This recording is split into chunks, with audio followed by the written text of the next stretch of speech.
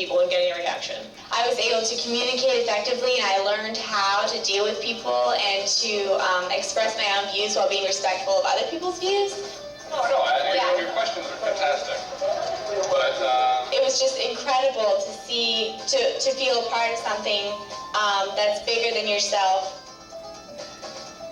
The Justice Ride was one of the best weeks of my life. It's one of the best experiences I've ever had. I was a little nervous at first, but I really loved talking to people and getting to know people. I've had a ton of great experiences. I am currently 9 weeks pregnant. I have got the decision on my hands of whether I'm going to abort the child or keep it for myself or let it go up for adoption. I personally don't know what I'm going to do.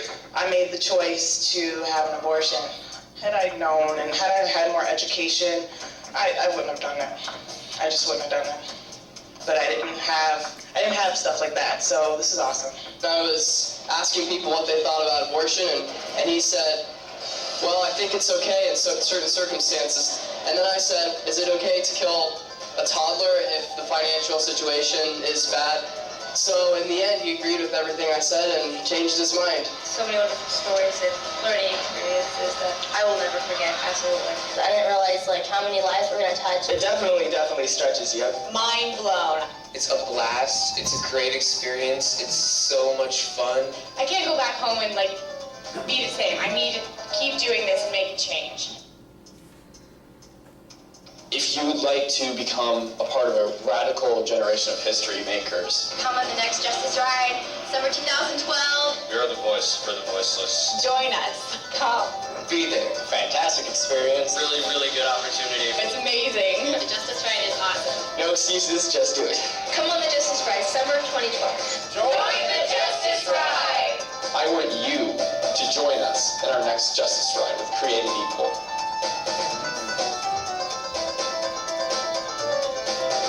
Okay,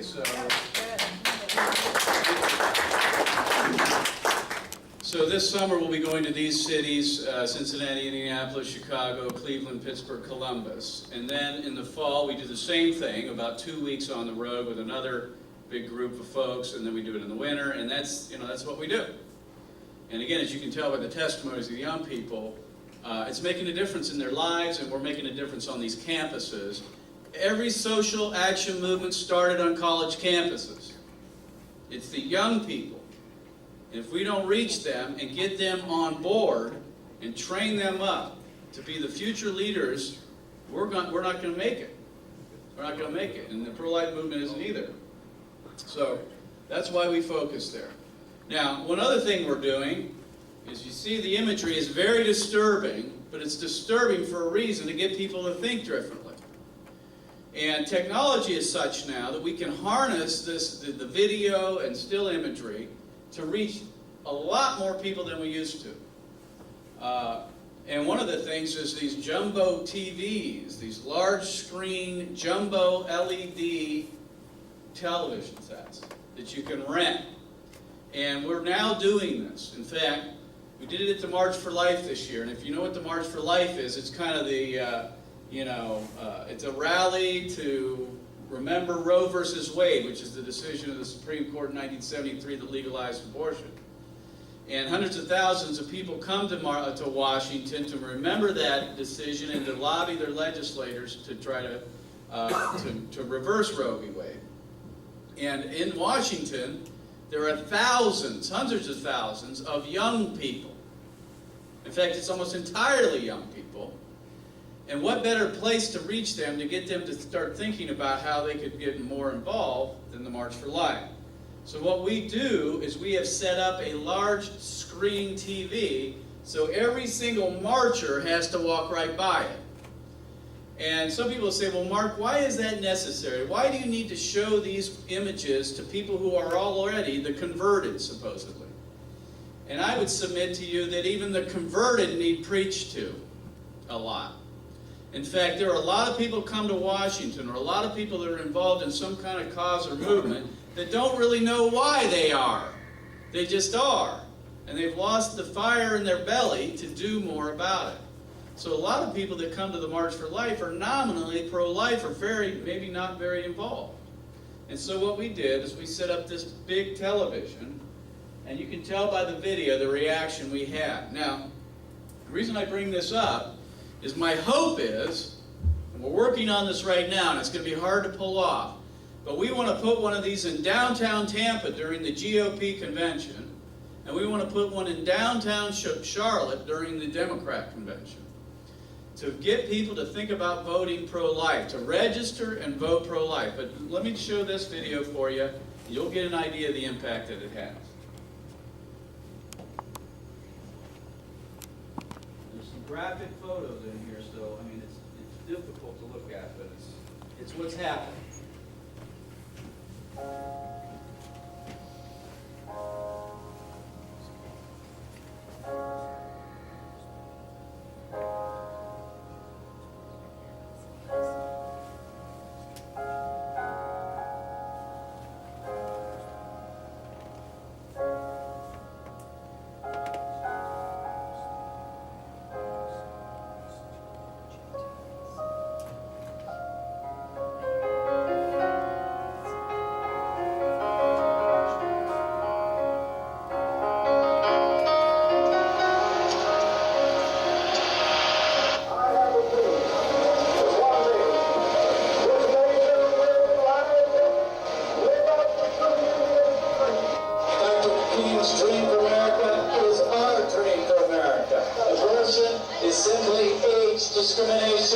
Discriminating on the very young.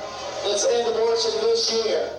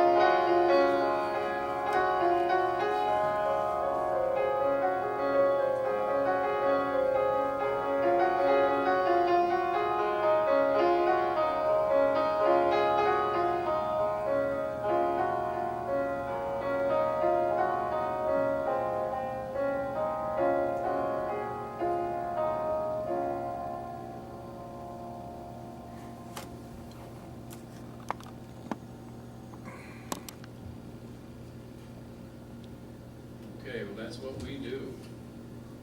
And my hope is that we can do this in the conventions, which the message would be a little different, would be vote pro-life. And so we'll talk about that here in a second.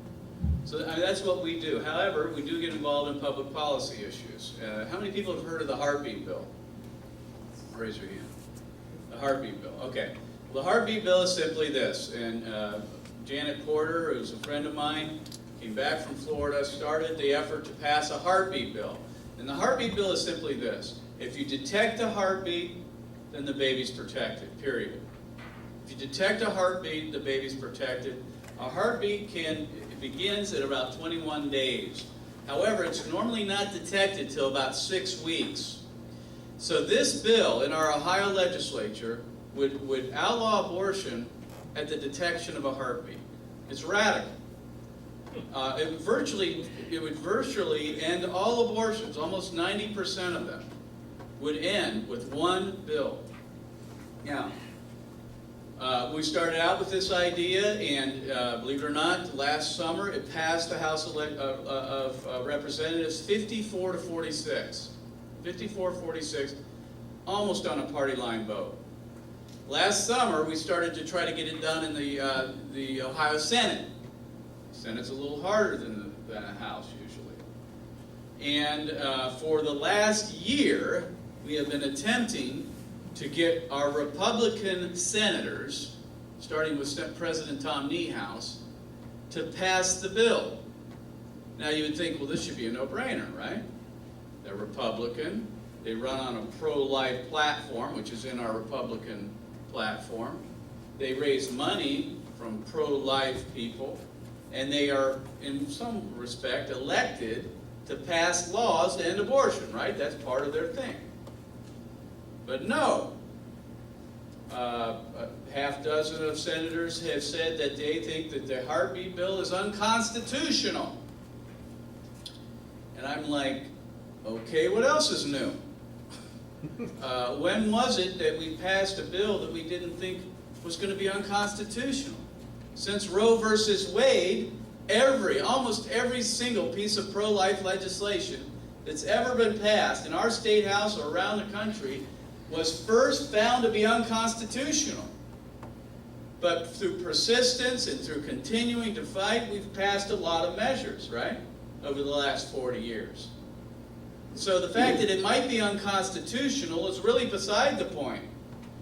Our legislators are not elected to make decisions that the judiciary is supposed to make, right? We all decry judicial activism when judges act like what? Legislators. We're all against that. We should be anyway. When judges start being legislators and legislate from the bench, that's what got us Roe v. Wade. We're against that. Well, we should be equally against legislators becoming judges. And that's what our senators in our Ohio Senate have done.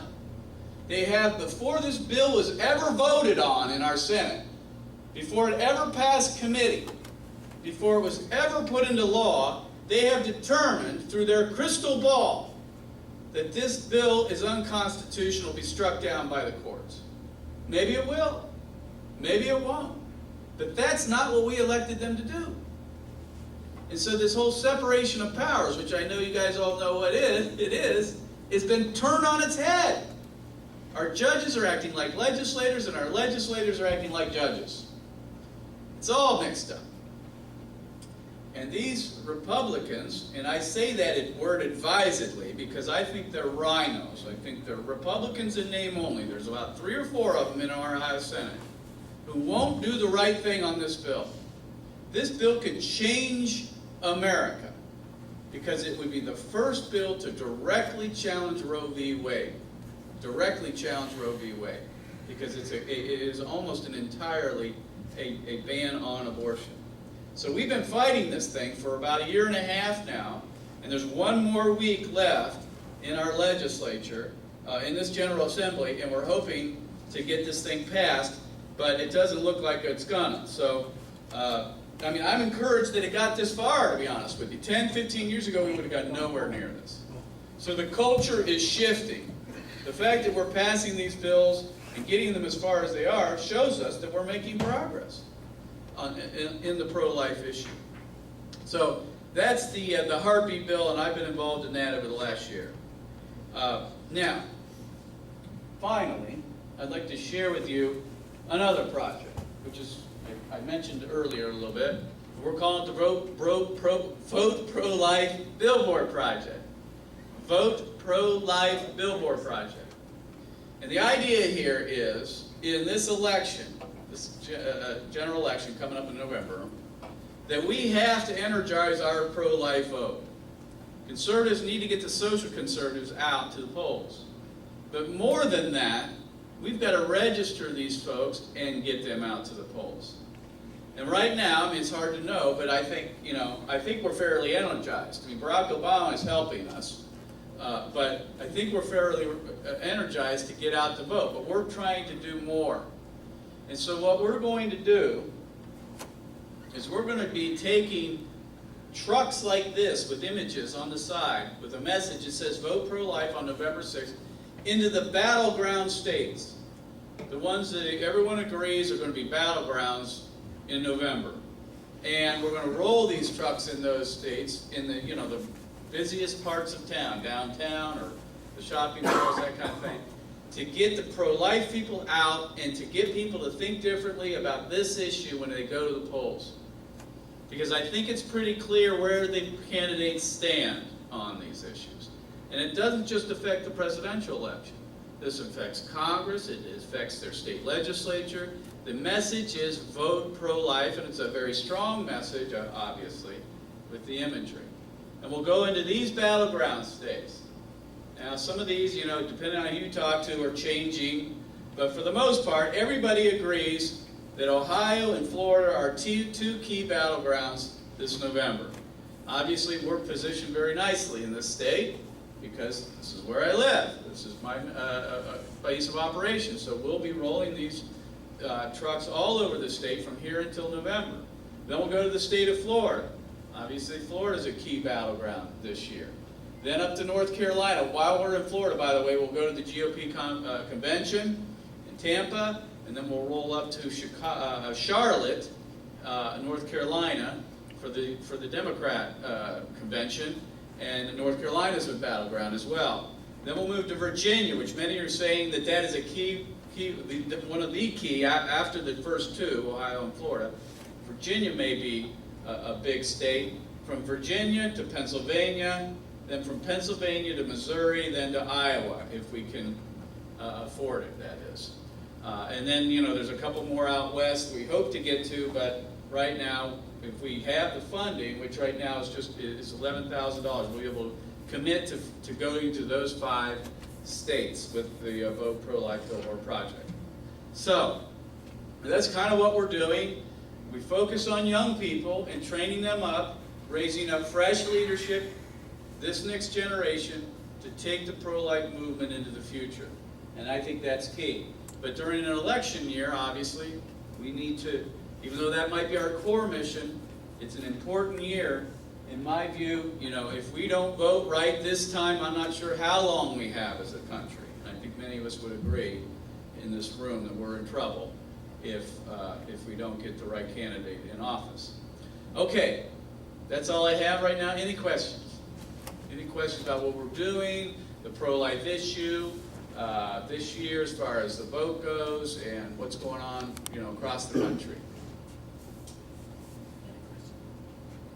I wanted to know which one of the senators that you said that are the rhinos that are going to vote against the heartbeat bill.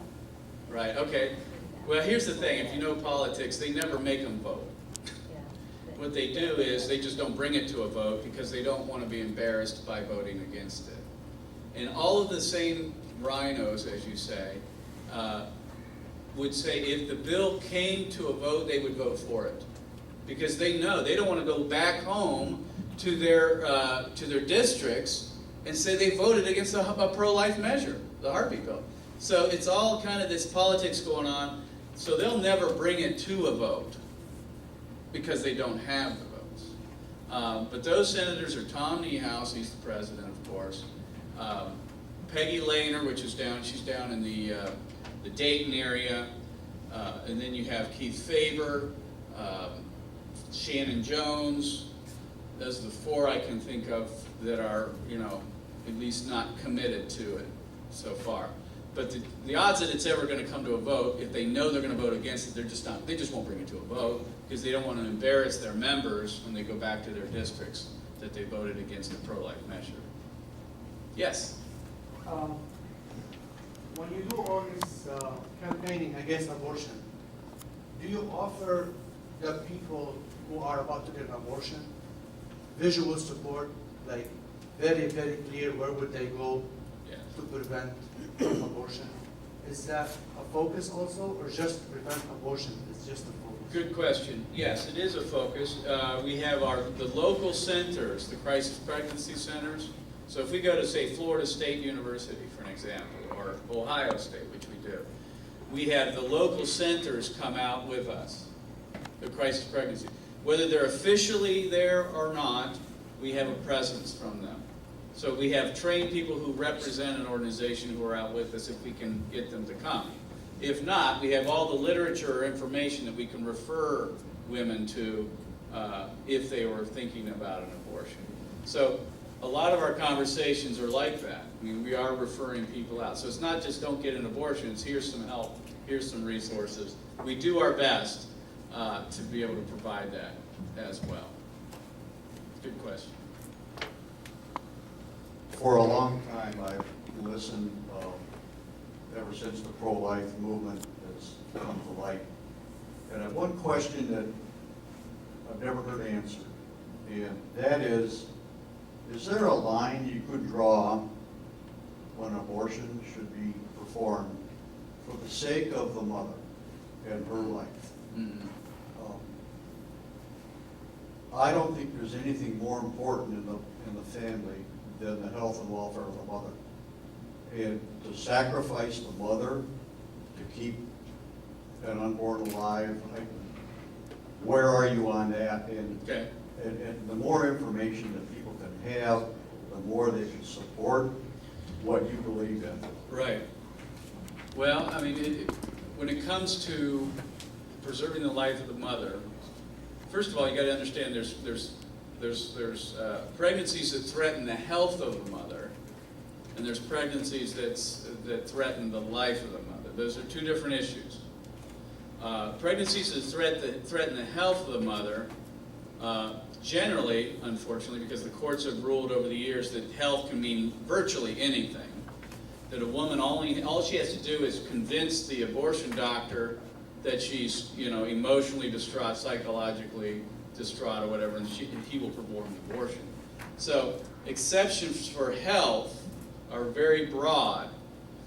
Exceptions for the life of the mother, we would permit, and those are because the typical pregnancy that threatens the life of the mother is what you call an ectopic pregnancy or a tubal pregnancy.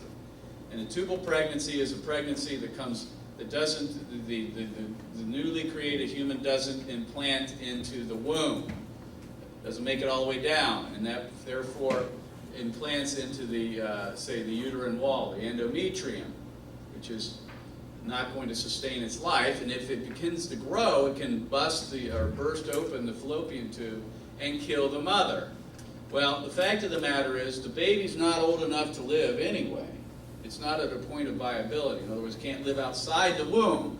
So the baby's going to die anyway. We need to save the life of the mother.